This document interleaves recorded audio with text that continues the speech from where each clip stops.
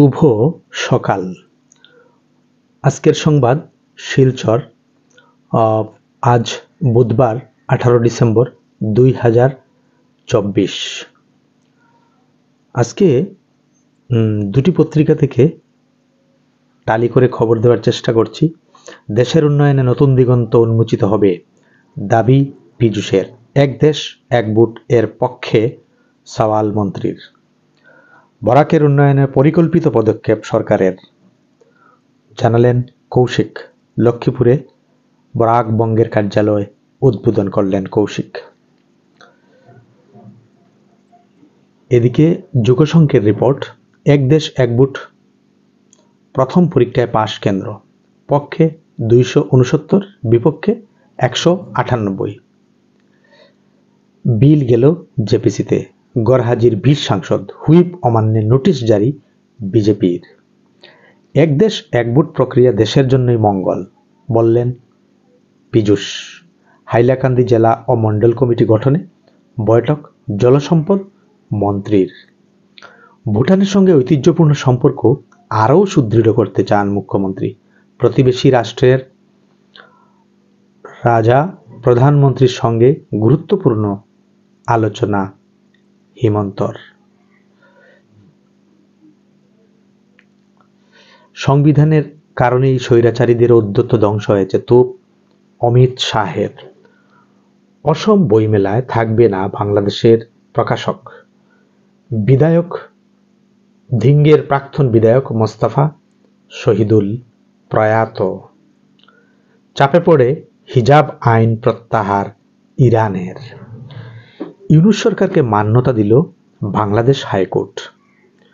দিল্লিতে ফিসবায়ু জারি নিয়ন্ত্রণ বিধি।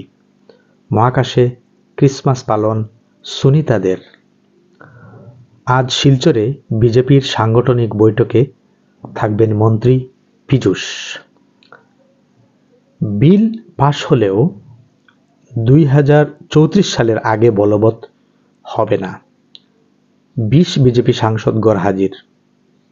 হুইপ অমান্যের নোটিশ, এটা সাময়িক প্রসঙ্গেও এসেছে। মণিপুরে মুখ্যমন্ত্রীর বাড়ির অদূরে উদ্ধার বোমা, তদন্ত শুরু। হাইকোর্টের নিষেধাজ্ঞা, বিহুতে রক্ত ঝরবে না মুস বুলবুল পাখির।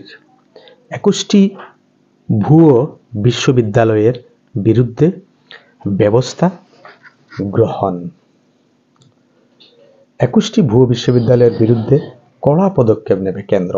মঙ্গলবার লোকসভায় একথা জানিয়েছেন কেন্দ্রীয় শিক্ষামন্ত্রী ধর্মেন্দ্র প্রধান। তিনি জানিয়েছেন 21টি ভুয়ো বিশ্ববিদ্যালয়ের মধ্যে 8টি বিশ্ববিদ্যালয় রয়েছে দিল্লিতে।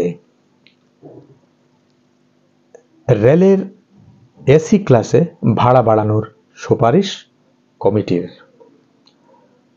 কলকাতা সহ অর্ধেক পশ্চিমবঙ্গ, অসম ও ত্রিপুরা বাংলাদেশের অন্তর্ভুক্ত।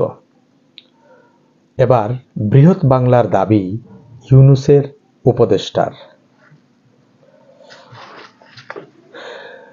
এবার বাংলাদেশ লেখা ব্যাগ নিয়ে সংসদে হাজির প্রিয়ঙ্কা। হিন্দু নির্যাতনের প্রতিবাদ কংগ্রেসের। শ্রীলঙ্কার মাটি ভারতের বিরুদ্ধে ব্যবহার হতে দেব না, ভারতের পাশে থাকার বার্তা দ্বীপ রাষ্ট্রের। মুদ্রাস্ফীতির মধ্যেই আলুর দাম নিয়ে মন্তব্য, প্রশান্ত ফুকনকে তুলুদুনু। বড় ধাক্কা, পর্ণতারকাকে ঘুষ মামলায় অব্যাহতি পেলেন না ট্রাম্প। দিল্লিতে বিষবায়ু জারি নিয়ন্ত্রণ বিধি। দিল্লির দূষণ আবার ঊর্ধ্বমুখী। রাজধানীতে আবার জারি করা হলো দূষণ মোকাবিলার সর্বোচ্চ বিধি বা গ্রেডেড রেসপন্স অ্যাকশন প্ল্যান 4। সংসদে ফ্যাশন স্টেটমেন্টকেই প্রতিবাদের হাতিয়ার হিসেবে বেছে নিলেন প্রিয়ঙ্কা গান্ধী। ওয়ানাডের নবনির্বাচিত সাংসদ প্রিয়ঙ্কা শীতকালীন অধিবেশনেই সংসদে প্রথম পা রেখেছেন। আর তারপর থেকেই অভিনব পদ্ধতিতে প্রতিবাদ করে চর্চার কেন্দ্রবিন্দুতে রয়েছেন তিনি। সোমবার প্যালেস্টাইন লেখা ব্যাগ কাঁধে নিয়ে সংসদে এসে সকলের নজর কেড়েছিলেন রাজীব, সোনিয়া কন্যা প্রিয়ঙ্কা। তার 24 ঘন্টা পেরুতে না পেরুতেই মঙ্গলবার বাংলাদেশ লেখা ব্যাগ নিয়ে সংসদে এসে তিনি দেশটির সংখ্যালঘুদের পাশে থাকার বার্তা দিলেন।